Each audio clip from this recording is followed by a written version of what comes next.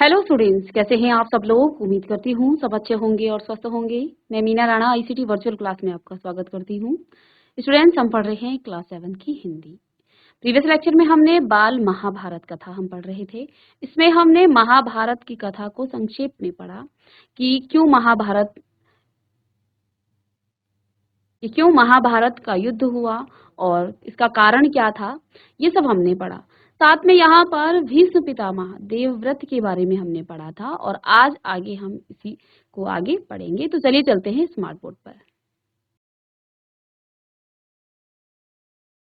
चलिए, तो स्टूडेंट्स, बाल महाभारत कथा में हमने महाभारत की कथा को पढ़ा कि कैसे कौरवों और पांडवों के बीच में जो है महाभारत का युद्ध हुआ था। पांडव कौन थे और कौरव कौन थे। तो यहाँ पर एक नाम आया है भीष्म का। तो भीष्म कौन थे, भीष्म के बारे में हमने प्रीवियस लेक्चर में आपको बताया। देवव्रत इनका बचपन का नाम था, ठीक है। और राजा शांतनु ने जो है गंगा से विवाह किया था एक शर्त पर कि वो जो है कभी भी गंगा को किसी भी बात के लिए नहीं टोकेंगे। उनकी शादी हुई और इसके बाद गंगा के जो है 7 पुत्र हुए, जिनको जो है गंगा ने एक एक करके नदी में बहा दिया। 8वें पुत्र के होने पर जो है राजा शांतनु से चुप नहीं रहा गया, तो उन्होंने गंगा से ये प्रश्न किया कि तुम जो है अपने ही बच्चों को जो है क्यों इस प्रकार से जो है गंगा में बहाती जा रही हो, नदी में क्यों जो है ऐसे बहा रही हो। तो इसका उत्तर देते हुए जो है गंगा शांतनु को जो है बताती है कि मैंने आपसे कहा था कि आप कभी भी मुझे किसी बात के लिए नहीं रोकेंगे, तो आपने अपनी प्रतिज्ञा तोड़ ली है। तो वो वहां से चली जाती हैं, किसको, देवव्रत को अपने साथ ले करके, कि बाद में मैं आपको जो है उपहार स्वरूप जो है ये बच्चा, जो आपका बेटा है वो मैं आपको दे दूंगी। तो अब क्या होता है, राजा की बात सुनकर गंगा मन ही मन मुस्कुरा गंगा जो है मन ही मन मुस्कुराई, परंतु क्रोध का अभिनय किया। यानी जब गंगा से पूछा कि तुम्हें एक माँ होते हुए ऐसा घृणित व्यवहार करते हुए तुम्हें शोभा नहीं देता है। राजा की बात को सुनकर गंगा मन ही मन तो मुस्कुराई, क्योंकि वो चाहती थी वहां से जाना, परंतु क्रोध का अभिनय किया, यानी कि क्रोध का नाटक किया। बोली, राजन, क्या आप अपना वचन भूल गए? मालूम होता है कि आपको पुत्र से ही मतलब है, मुझसे नहीं। आपको मेरी क्या परवाह है, ठीक है, पर शर्त के अनुसार मैं अब नहीं ठहर सकती हूँ। तो तब गंगा ने क्या कहा कि मैंने आपसे कहा था आप मुझे किसी भी बात के लिए टोकेंगे नहीं, रोकेंगे नहीं। आप अपनी प्रतिज्ञा भूल गए हैं। तो कहती हैं कि ठीक है, लगता है आपको सिर्फ और सिर्फ अपने पुत्र की ही परवाह है, मेरी परवाह नहीं है। शर्त के अनुसार मैं अब नहीं रह ठहर सकती हूँ। हाँ, आपके पुत्र को मैं नदी में नहीं फेंकूंगी। इस अंतिम बालक को मैं कुछ दिन पालूंगी और फिर पुरस्कार के रूप में आपको सौंप दूंगी। यह कहकर गंगा बच्चे को साथ लेकर चली गई। यही बच्चा आगे चलकर भीष्म पितामह के नाम से विख्यात हुआ। गंगा के चले जाने से राजा शांतनु का जो मन है वो विरक्त हो गया। उन्होंने भोग विलास से जी हटा लिया और राजकाज में मन लगाने लगे। एक दिन राजा शिकार खेलते खेलते गंगा के तट पर चले गए, तो देखा किनारे पर खड़ा एक सुंदर और गठीला युवक गंगा की बहती हुई धारा पर बाण चला रहा था। बाणों की बौछार से गंगा की प्रचंड धारा एकदम रुकी हुई थी। यह दृश्य देखकर शांतनु दंग रह गया। इतने में ही राजा के सामने स्वयं गंगा आकर उपस्थित हो गई। गंगा ने युवक को अपने पास बुलाया और राजा से बोली, राजन, पहचाना मुझे और इस युवक? यही आपका और मेरा 8वां पुत्र देवव्रत है। महर्षि वशिष्ठ ने इसे शिक्षा दी है। शास्त्र ज्ञान में शुक्राचार्य और रण कौशल में परशुराम ही इनका जो है मुकाबला कर सकते हैं। यह जितना कुशल योद्धा है उतना ही चतुर राजनीतिज्ञ भी है। आपका पुत्र मैं आपको सौंप रही हूँ, अब ले जाइए इसे अपने साथ। गंगा ने देवव्रत का माथा चूमा और आशीर्वाद देकर राजा के साथ उसे विदा कर दिया। तो ये हमने इसे पहले पढ़ा था देवव्रत के बारे में। अब देखिए भीष्म पितामह ने एक प्रतिज्ञा की थी। आगे क्या होता है, जब गंगा जो है शांतनु राजा शांतनु को छोड़कर चली गई, तो वो जो है अब आगे क्या हुआ है, अब आगे जो आपके पास टॉपिक है वो है भीष्म प्रतिज्ञा। तेजस्वी पुत्र को पाकर राजा प्रफुल्लित मन से नगर को लौटे और देवव्रत राजकुमार के पद को सुशोभित करने लगे। तो अब क्या हुआ, एक तरफ तो गंगा चली गई थी, लेकिन कुछ दिनों बाद जब गंगा ने जो है उस बच्चे को एक वो जो है युवक के रूप में आया और वो जो है राजकुमार का पद जो है उसे सुशोभित करवाया, उसको राजकुमार बना दिया।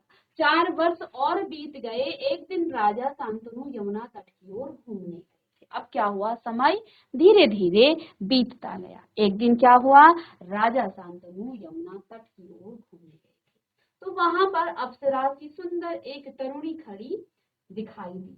तरुणी का नाम था सत्यवती। अब क्या हुआ, धीरे धीरे जो है समय बीतता गया। राजा शांतनु को जो है देवव्रत मिल गए थे राजकुमार के रूप में।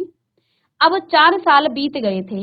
एक दिन राजा शांतनु यमुना तट की ओर घूमने गए, तो वहां अप्सरा सी सुंदर एक तरुणी खड़ी थी, एक और जो है युवती वहां खड़ी थी। उस युवती का नाम था सत्यवती।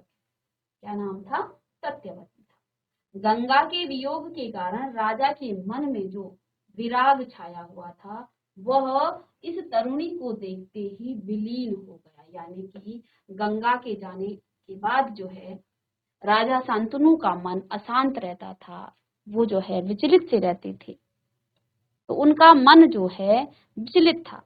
लेकिन इस युवती को देखकर, सत्यवती नाम की इस युवती को देखते ही वो जो है विलीन हो गया, वो लुप्त हो गया। इस सुंदरी को अपनी पत्नी बनाने की इच्छा उनके मन में बलवती हो उठी। यानी कि उनके मन में जो है ये प्रबल इच्छा हुई कि मैं इस सुंदरी को अपनी पत्नी बनाऊं, और उन्होंने सत्यवती से प्रेम याचना की।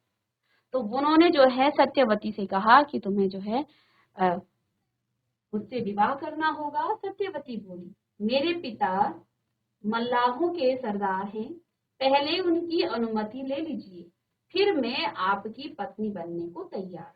तो जब उन्होंने सत्यवती से जो है अपनी प्रेम याचना की और उनसे विवाह का प्रस्ताव रखा, तो सत्यवती ने क्या कहा कि मेरे जो पिता हैं वो मल्लाहों के सरदार हैं, पहले उनसे आप अनुमति लीजिए, फिर मैं आपकी पत्नी बनने को तैयार हूँ।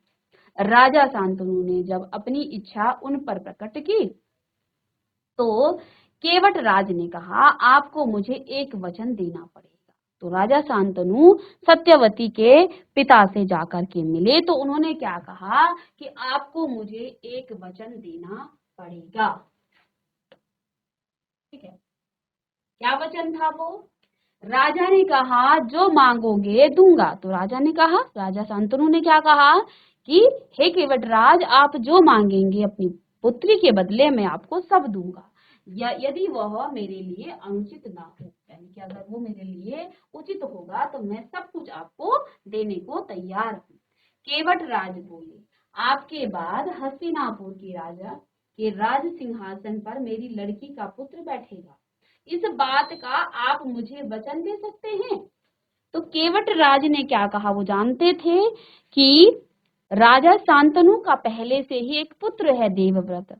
तो उन्होंने क्या कहा, ये हस्तिनापुर के राजा थे, तो उन्होंने क्या कहा कि आपके बाद आपके सिंहासन पर मेरी लड़की का जो पुत्र होगा वही बैठेगा। अगर आप इस बात का मुझे वचन दें तो मैं अपनी पुत्री सत्यवती का विवाह आपके साथ करने को तैयार हूँ। अब केवट राज की जो शर्त थी वो राजा शांतनु को नागवार लगी, गंगा सुत को छोड़कर अन्य किसी को। तो अब जो है उस केवट राज की बात जो है राजा शांतनु को अच्छी नहीं लगी, क्योंकि उनका जो पहला पुत्र था वो देवव्रत ही था। गंगासुत को छोड़कर अन्य किसी को राजगद्दी पर बैठाने की कल्पना तक उनसे न हो सकी। यानी कि वो जो है किसी और को जो है अब राजगद्दी पर नहीं बैठाना चाहते थे। निराश और उद्विग्न मन से वह नगर की ओर लौट आए, किसी से कुछ कह भी न सके, पर चिंता उनके मन को कीड़े की तरह जो है कुतर कुतर कर खाने लगी। तो देखिए, राजा शांतनु को जो है उनकी बात पसंद नहीं आई, वो वहां से चले आए। उन्होंने जो है इस बात की कल्पना भी नहीं की थी कि गंगा पुत्र देवव्रत को छोड़कर वो किसी अन्य को हस्तिनापुर का राज्य दे दे। लेकिन इस बात को न वो किसी से कह पाए, और वो जो है मन ही मन उनके मन में जो है दुख हुआ, और मन ही मन जो है किसी से कह भी नहीं पाए और मन ही मन दुखी रहे। ठीक है। देवव्रत ने देखा कि उनके पिता के मन में कोई ना कोई व्यथा समाई हुई। अब देवव्रत क्या देखते हैं कि पिता जो है उनके मन की व्यथा उनको समझ में आ गई है। एक दिन उसने शांतनु से पूछा, पिताजी, संसार का कोई भी सुख ऐसा नहीं है जो आपको प्राप्त न हो, फिर भी इधर कुछ दिनों से आप दुखी दिखाई दे रहे हैं, आपको किस बात की चिंता है? अब क्योंकि देवव्रत ने अपने पिता से पूछा कि आप एक राजा हैं और संसार का कोई भी ऐसा सुख ऐसा नहीं है जो आपके पास नहीं हो, लेकिन फिर भी आप जो हैं दुखी दिख रहे हैं, इसका जो है क्या कारण है? इस चिंता का क्या कारण है, आप मुझे बताइए। यद्यपि शांतनु ने गोलमोल बातें बताई, फिर भी कुशाग्र बुद्धि। अब देखिए, शांतनु सीधे तो बोल नहीं पाए, उन्होंने बातों को गोलमोल करके बताई। फिर भी अब जो देवव्रत थे वो बड़े ही कुशाग्र बुद्धि के थे, बड़े तीव्र बुद्धि के थे।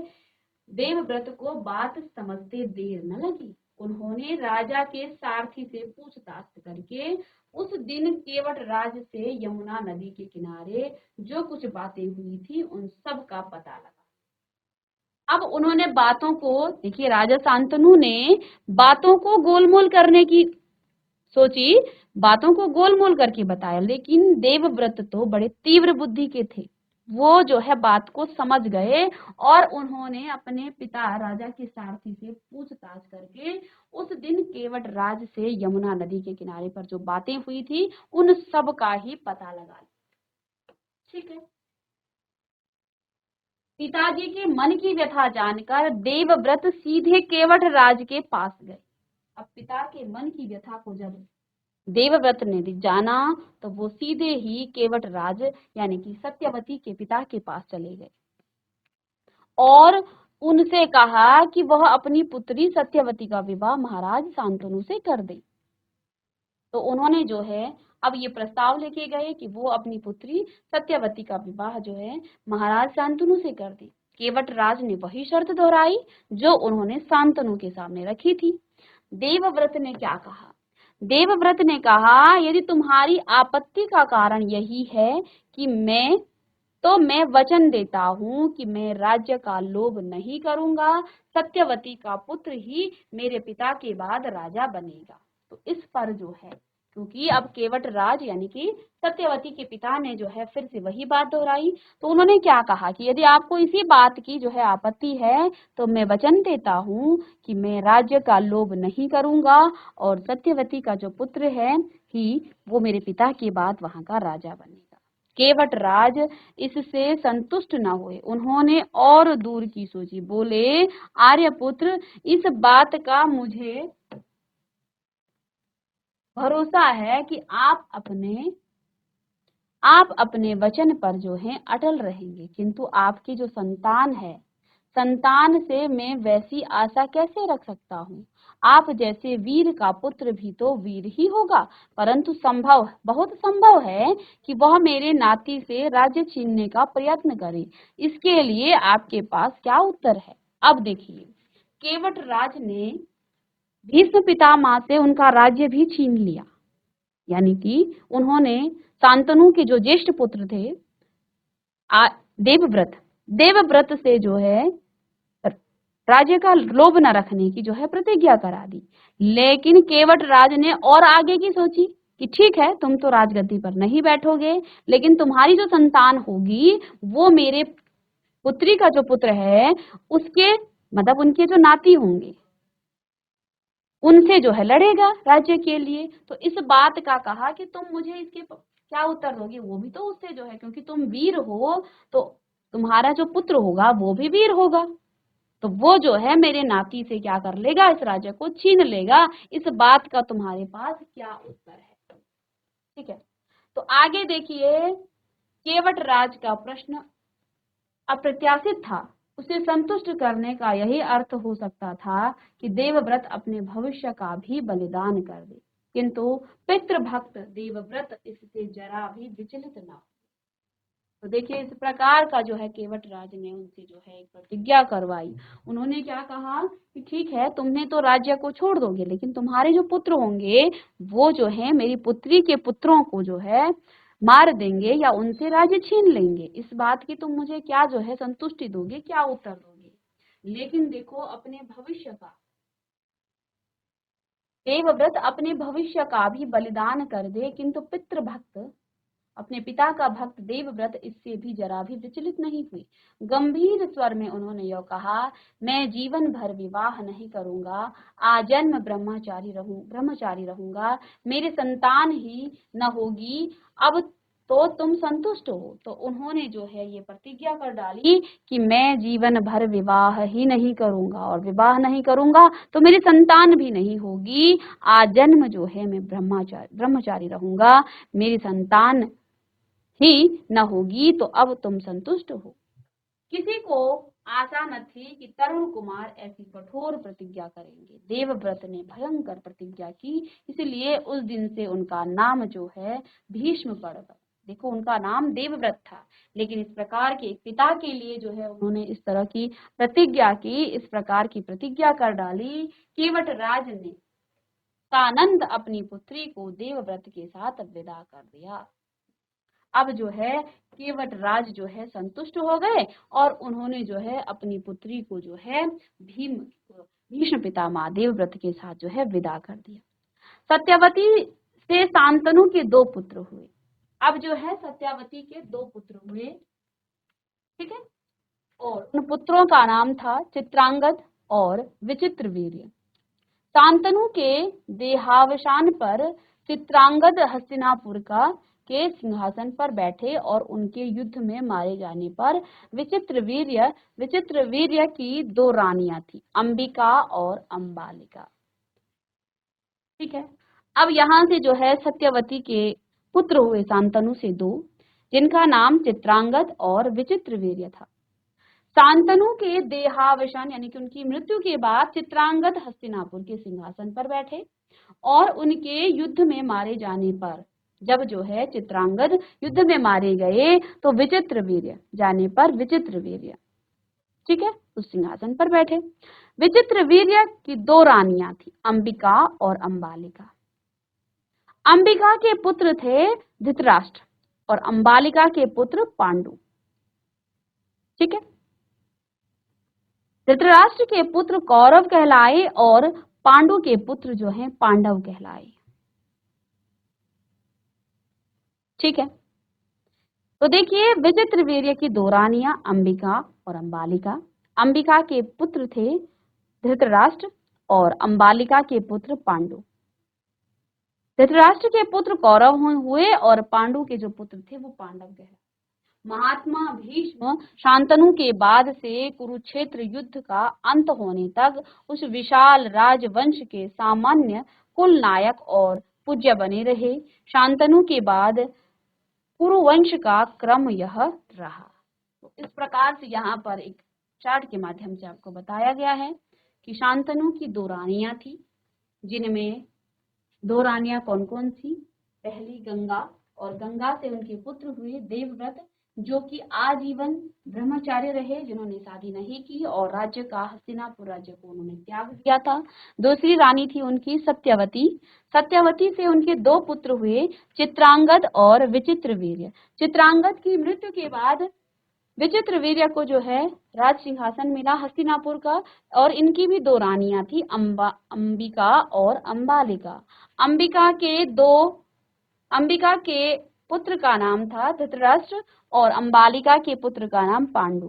धृतराष्ट्र से आपके कौरवों का जन्म हुआ और पांडु से 5 पांडवों का जन्म हुआ। इस प्रकार से जो है ये, ठीक है। अब यहाँ पर आती है अंबा और भीष्म, ठीक है।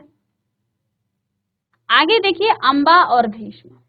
सत्यवती के पुत्र चित्रांगद बड़े ही वीर परंतु स्वेच्छाचारी थे, यानी कि अपनी इच्छा से ही वो हर काम करते थे।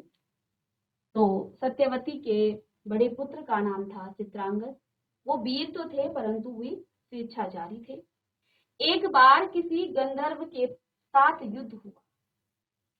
उनका एक बार किसी गंधर्व के साथ युद्ध हुआ, उसमें वे मारे गए।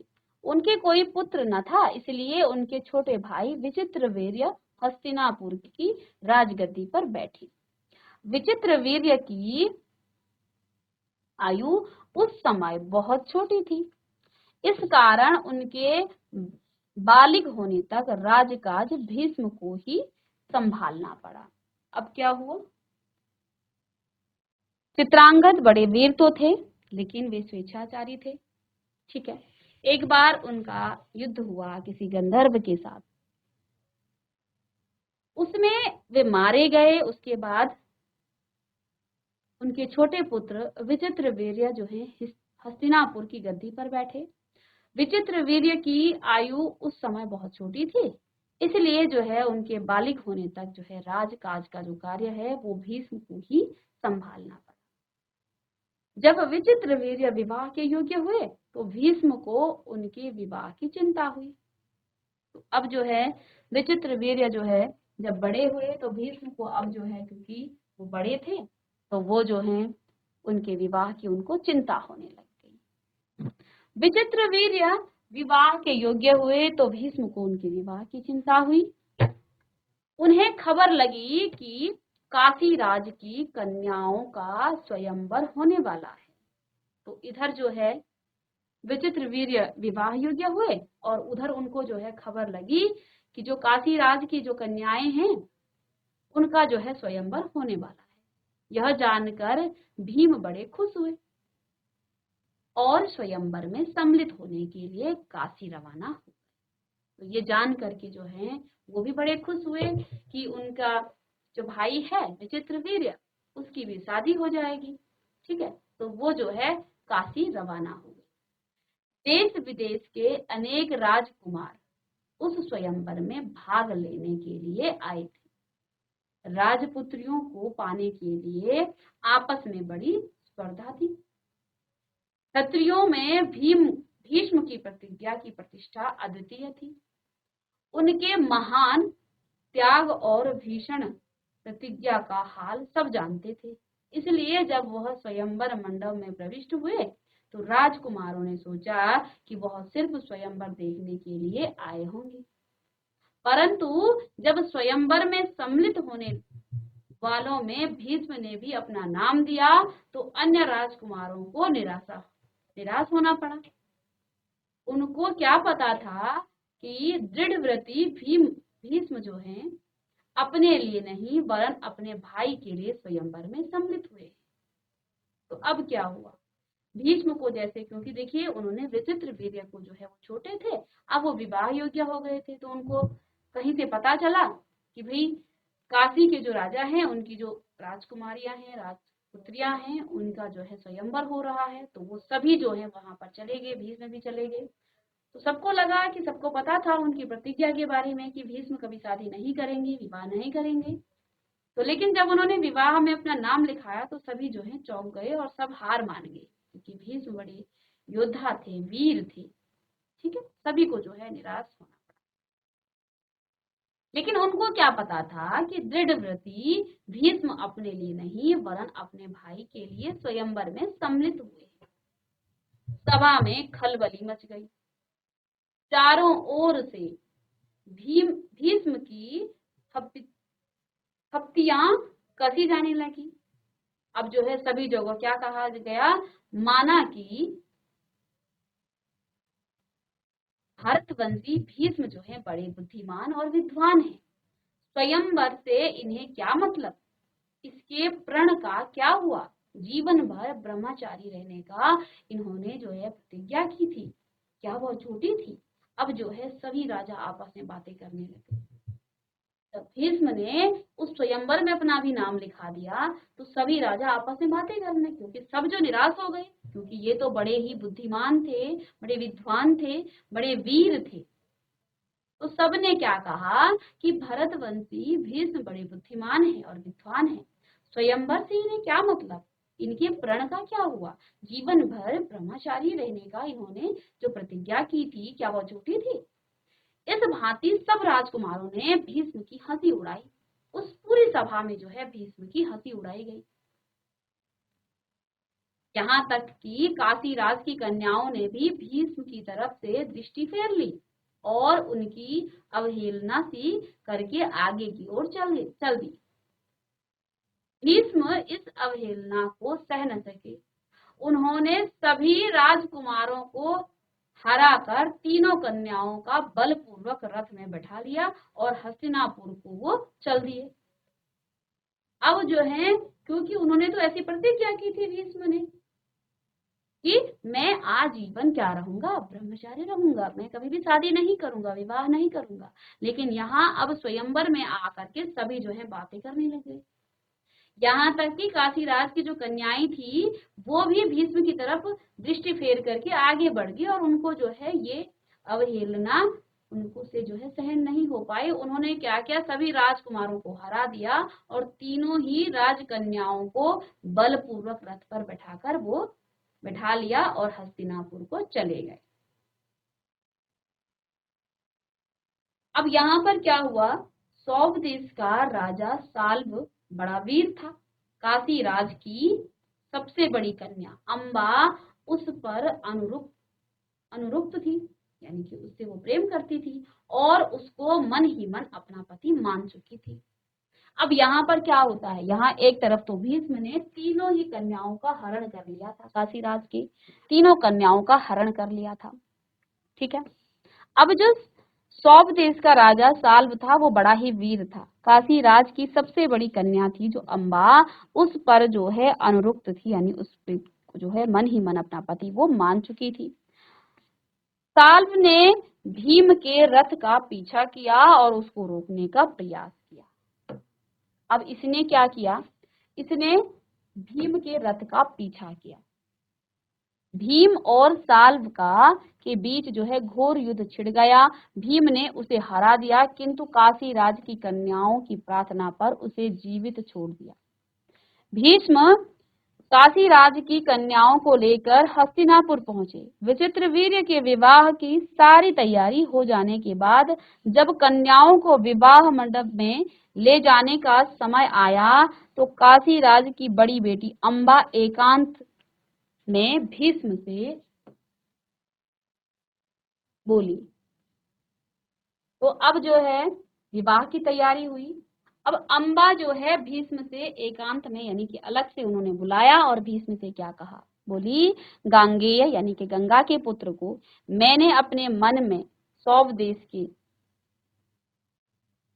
राजा साल्व को अपना पति मान लिया है।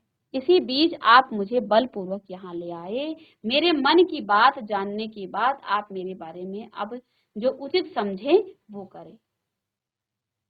तो देखिए, भीष्म को अम्बा की बात जची, यानी कि उनको अच्छी लगी। उन्होंने अम्बा को उसकी इच्छा अनुसार उचित प्रबंध के साथ साल्व के पास भेज दिया और अम्बा की दोनों बहनों अंबिका और अम्बालिका का विचित्र वीर्य के साथ विवाह कर दिया।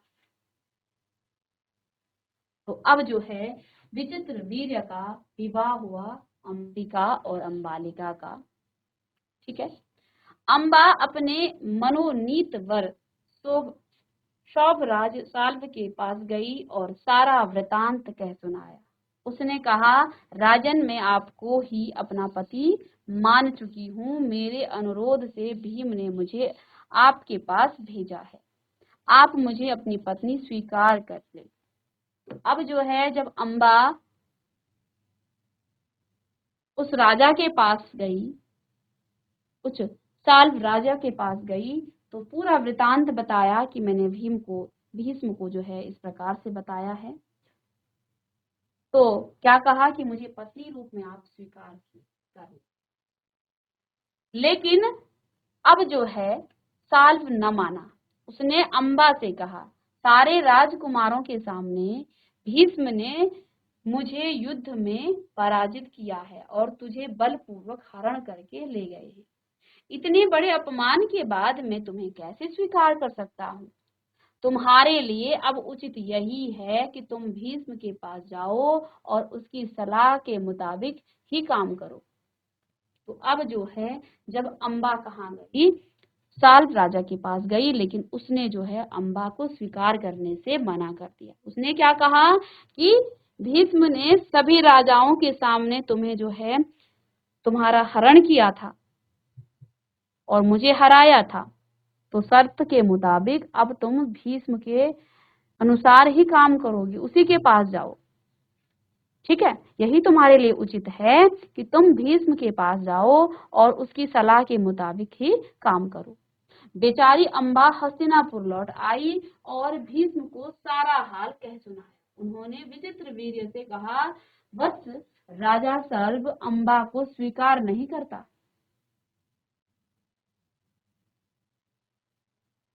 इससे विदित होता है कि उसकी इच्छा अम्बा को पत्नी बनाने की नहीं थी।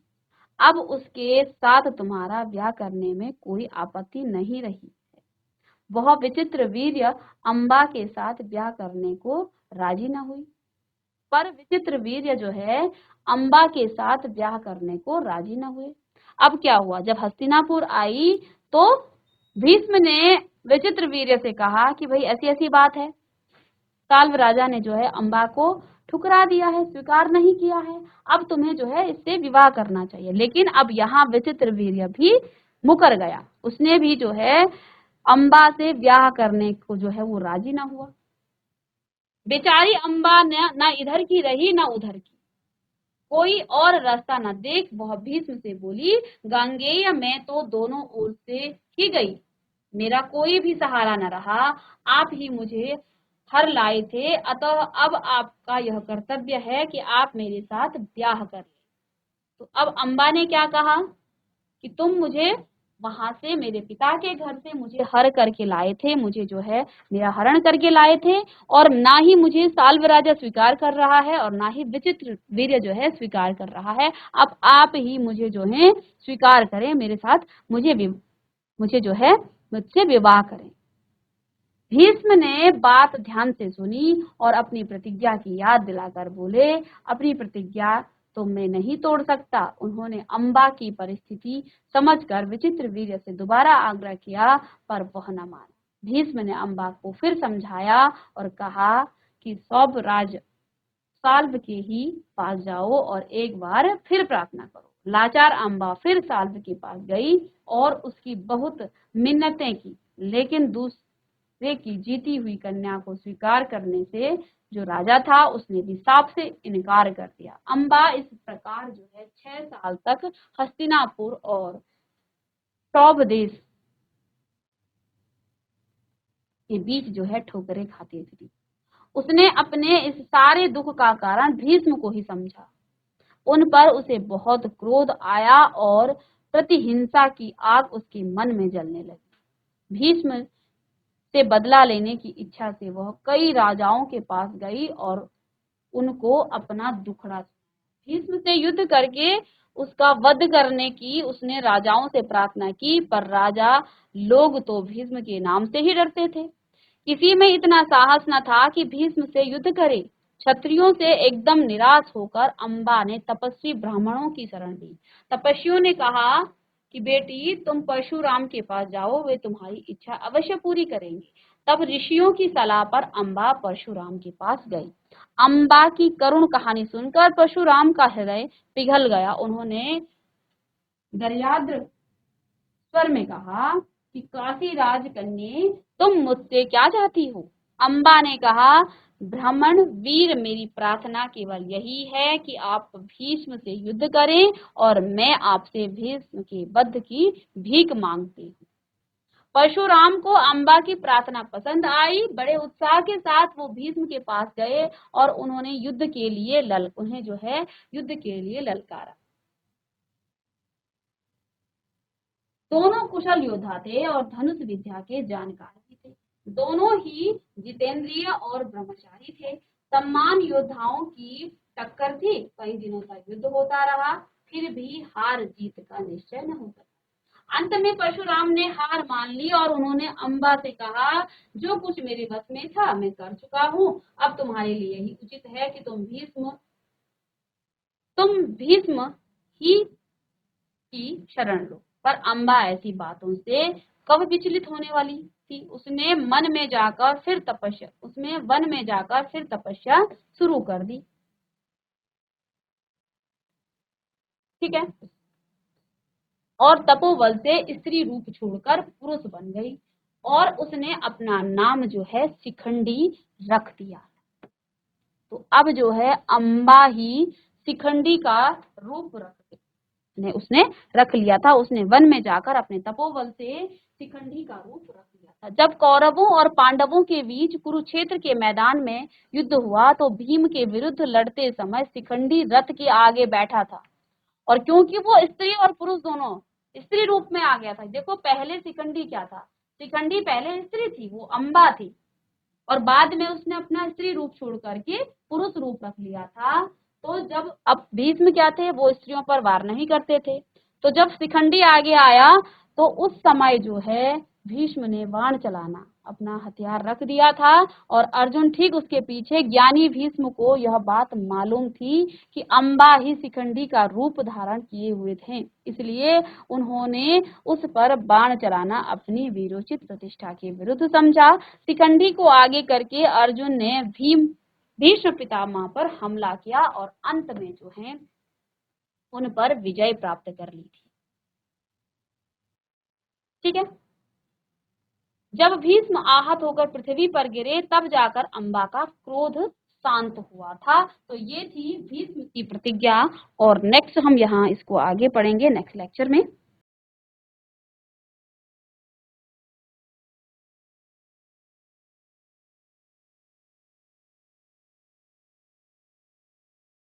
तो स्टूडेंट्स आज की क्लास में हमने भीष्म और अम्बा किस प्रकार से अम्बा को जो है भीष्म हर कर लाए थे, उनका जो है हरण करके लाए थे।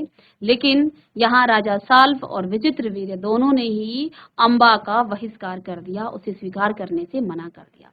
एक और राजा साल्व ने अम्बा को कहा कि तुम्हें जो है किसी दूसरे राजा ने, किसी भीष्म तुम्हें जो है हर कर लाए थे, ले गए थे, जीत कर ले गए थे, इसलिए मैं तुम्हें स्वीकार नहीं कर सकता हूँ। और विचित्रवीर्य ने भी मना कर दिया था।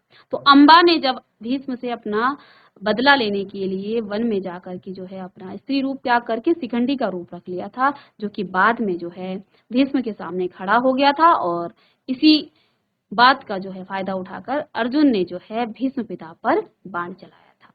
तो मिलते हैं नेक्स्ट लेक्चर में। आगे इसी बाल कथा, महाभारत की जो बाल कथा है, इसको हम पढ़ेंगे नेक्स्ट लेक्चर में।